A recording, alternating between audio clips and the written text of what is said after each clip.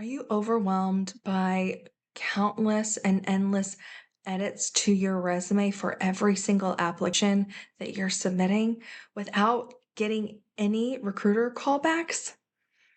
If that sounds like your experience, you're probably going to want to save this video.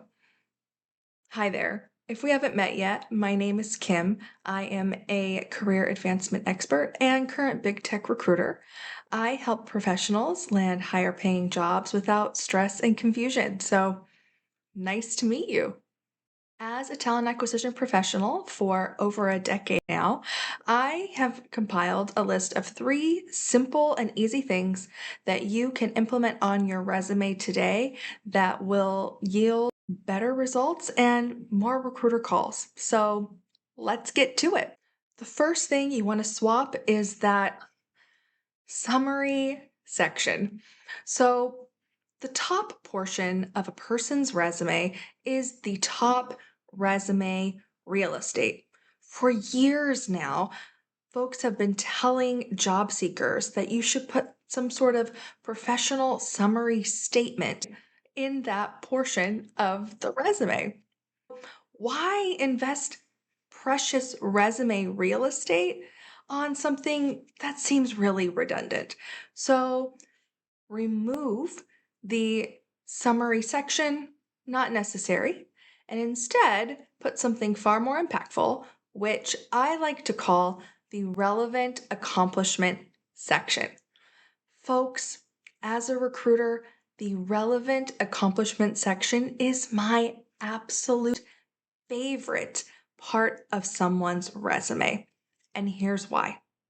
You're going to use that space to communicate to the reader, recruiter, why you're valuable.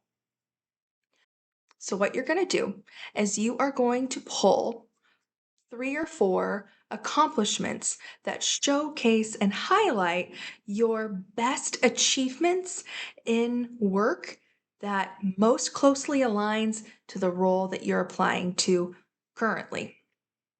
You see, the person who gets the job is not always the most qualified person. The person who gets the job is the one who is best able to communicate to the interviewers that they are the one to be able to best solve the problems that that company or team is experiencing. There's only one piece of data that we can pull from to know whether you can solve those problems, and those are your previous experiences. You want to pull experiences from your past that say, hey, look at these wins that I have had. And you put those in the relevant accomplishment section. So then when I, recruiter, go into the dashboard and I see my fresh applicants front and center on your resume, you are going to utilize that prime resume real estate that says, this is why I am worth talking to. You need to call me. So remove the summary section. You don't need it. Instead, what you need is a relevant accomplishment section. The next quick fix for you to make on your resume is just changing your bullet point format. As a recruiter, I can tell you that there are 2 camps of resumes when it comes to bullet point formats. There's one where, as I read their resume, I feel like I'm just following through the steps of their day. First, I do this, next, I do that, and I feel like I'm following their day. Now, it's not wrong, but you want to optimize, right? Because we don't want to waste our time. So instead of writing out bullet points that just list skills or tasks, you are going to communicate value. And how you do that is through the problem solution format. Okay, Kim, what is the problem solution format? I'm glad that you asked. Remember, Like I said, the person who gets the job is not necessarily the one who's most qualified, right? The person who gets the job is the one who's best able to communicate their ability to solve the problems that that employer is having. So once again, you are going to show us how you've already solved those kinds of problems. So problem solution format is really simple. So let's say you are a social media manager.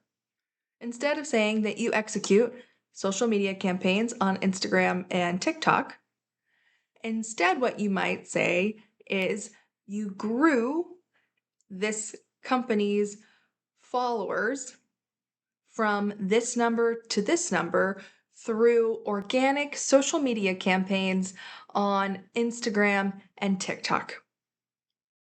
Do you see the difference? The third thing that's really going to move the needle for you on your resume is to remember scope and scale and impact. When you're talking about data, quantifiable information, you want to make sure that you're tying that data to either the scope or the scale of the work, because oftentimes employers like to see that someone was working at a similar scope and scale in their previous work to that scope and scale they would potentially be working within in the new job. So, if you can add context in your resume bullets that draw people to see and understand the scope and scale of the work that you're currently doing, that will alleviate some confusion and will help you rise to the top of the other resumes and candidates.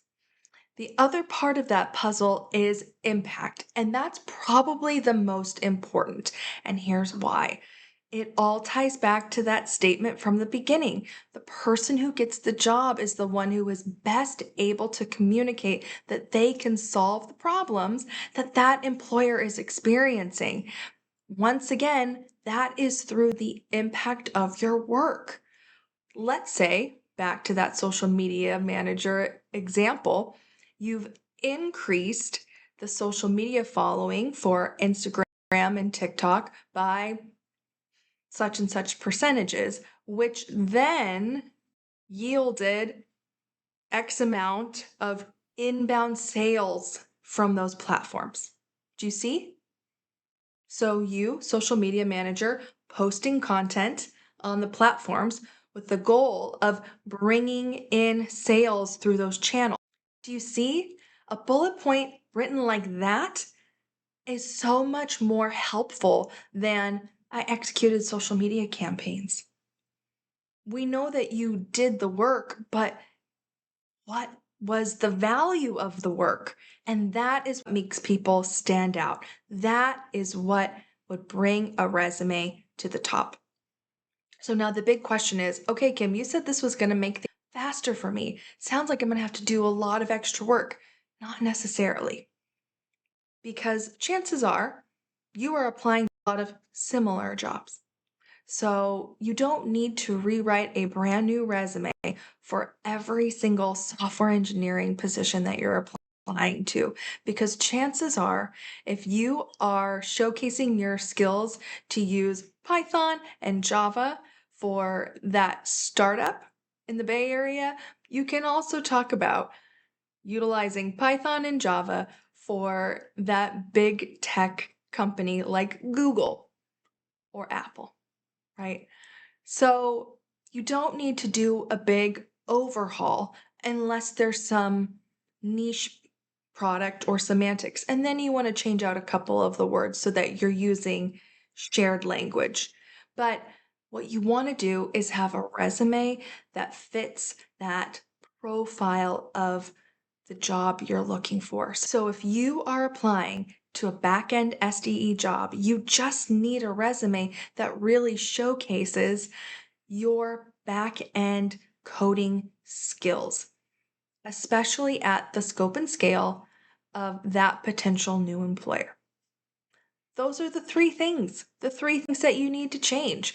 As a recruiter, I can tell you that when I see resumes like that, I instantly know that's someone that I really want to talk to. If they meet those basic qualifications and I see these wins, it's a no-brainer. I want to learn more. Thank you so much for stopping by. Please give this account a follow. I post twice a week, and so I would love to see you here again. Thanks. Bye-bye.